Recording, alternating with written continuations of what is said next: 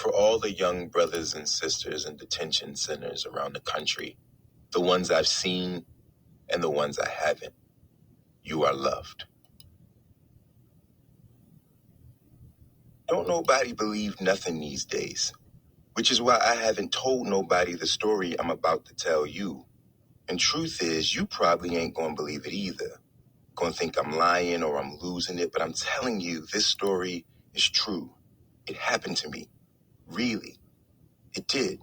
It so did. My name is William Holloman. But to my friends and people who know me, just Will. So call me Will, because after I tell you what I'm about to tell you, you'll either want to be my friend or not want to be my friend at all. Either way, you'll know me. I'm only William to my mother and my brother Sean whenever he was trying to be funny. Now I'm wishing I would have laughed more at his dumb jokes, because the day before yesterday, Sean was shot and killed. I don't know you. Don't know your last name, if you got brothers or sisters or mothers or fathers or cousins that be like brothers and sisters, or aunties or uncles that be like mothers and fathers. But if the blood inside you is on the inside of someone else, you never want to see it on the outside of them. The sadness is just so hard to explain. Imagine waking up and someone, a stranger, got you strapped down, got pliers shoved into your mouth, gripping a tooth somewhere in the back, one of the big important ones, and rips it out. Imagine the knocking in your head, the pressure pushing through your ears, the blood pooling.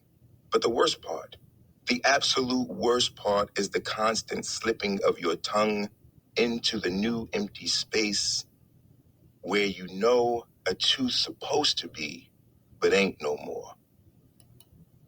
It's so hard to say Sean's dead. Sean's dead.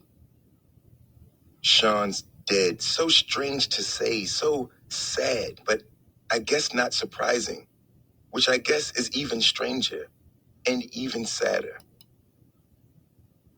The day before yesterday, me and my friend Tony were outside talking about whether or not we'd get any taller now that we were 15. When Sean was 15, he grew a foot, maybe a foot and a half. That's when he gave me all the clothes he couldn't fit. Tony kept saying he hoped he grew because even though he was the best ball player around here our age, he also was the shortest. And everybody knows you can't go all the way when you're that small unless you can really jump, like fly. And then there were shots. Everybody ran, ducked, hid, tucked themselves tight, did what we've all been trained to, pressed our lips to the pavement and prayed the boom, followed by the buzz of a bullet, ain't meet us. After the shots, me and Tony waited like we always do, for the rumble to stop, before picking our heads up and poking our heads out to count the bodies. This time, there was only one. Sean. I've never been in an earthquake. Don't know if this was even close to how they are, but the ground definitely felt like it opened up and ate me. Things that always happen whenever someone is killed around here. Number one, screaming.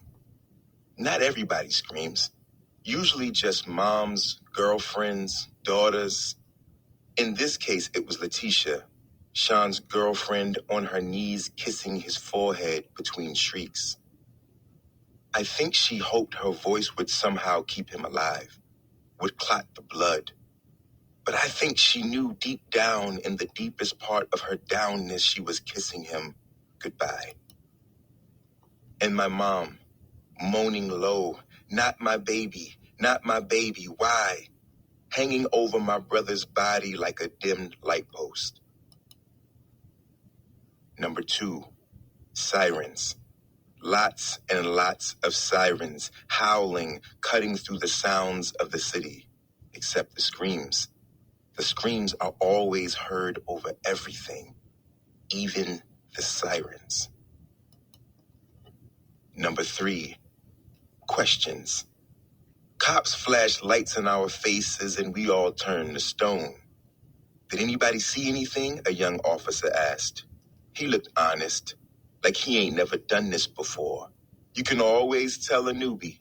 They always ask questions like they really expect answers. Did anybody see anyone? I ain't seen nothing, Marcus Andrews, the neighborhood know-it-all said. Even he knew better than to know anything. In case you ain't know, gunshots make everybody deaf and blind, especially when they make somebody dead. Best to become invisible in times like these. Everybody knows that. Even Tony flew away. I'm not sure if the cops asked me questions. Maybe, maybe not. Couldn't hear nothing. Ears filled up with heartbeats like my head was being held underwater. Like I was holding my breath. Maybe I was. Maybe I was hoping I could give some back to Sean. Or maybe, somehow, join him. When bad things happen, we can usually look up and see the moon, big and bright, shining over us. That always made me feel better. Like there's something up there beaming down on us in the dark. But the day before yesterday when Sean died, the moon was off. Somebody told me once a month the moon blacks out and becomes new, and the next night be back to normal. I'll tell you one thing.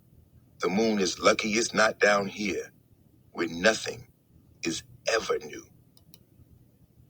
I stood there, mouth clenched tight enough to grind my teeth down to dust, and looked at Sean lying there like a piece of furniture left outside, like a stained-up couch draped in a gold chain. Them fuckers ain't even snatch it. Random thought. Blood soaking into a t-shirt, blue jeans, and boots looks a lot like chocolate syrup when the glow from the streetlights hit it. But I know ain't nothing sweet about blood. I know it ain't like chocolate syrup at all. In his hand, a corner store plastic bag, white with red letters. Thank you, thank you, thank you, thank you, thank you, thank you, thank you. Have a nice day. In that bag, special soap for my mother's eczema. I've seen her scratch until it bleeds, pick at the pus bubbles and flaky scales, curse the invisible thing trying to eat her. Maybe there's something invisible trying to eat all of us as if we are beef. Beef gets passed down like name brand t-shirts around here. Always too big, never ironed out. Gets inherited like a trunk of fool's gold or a treasure map leading to nowhere. Came knocking on my brother's life, kicked the damn door down and took everything except his gold chain. Then the yellow tape that says do not cross gets put up, and there's nothing left to do but go home. That tape lets people know that this is a murder scene, as if we ain't already know that. The crowd backs its way into buildings and down blocks until nothing is left but the tape. Sean was zipped into a bag and rolled away, his blood added to the pavement galaxy of bubblegum stars. The tape framed it like it was art, and the next day, kids would play mummy with it. Back on the 8th floor, I locked myself in my room and put a pillow over my head to muffle the sound of my mom's mourning. She sat in the kitchen, sobbing into her palms, which she peeled away only to lift glass to mouth. With each sip came a brief silence, and with each brief silence, I snuck in a breath. I felt like crying, which felt like another person trapped behind my face. Tiny fists punching the backs of my eyes, feet kicking my throat at the spot where the swallow starts. Stay put, I whispered to him. Stay strong, I whispered to me, because crying is against the rules. The rules. Number 1, crying. Don't. No matter what, don't. Number 2, snitching. Don't. No matter what, don't. Number 3, revenge. If someone you love gets killed, find the person who killed them and kill them. The invention of the rules ain't come from my brother, his friends, my dad, my uncle, the guys outside, the hustlers and shooters, and definitely not from me.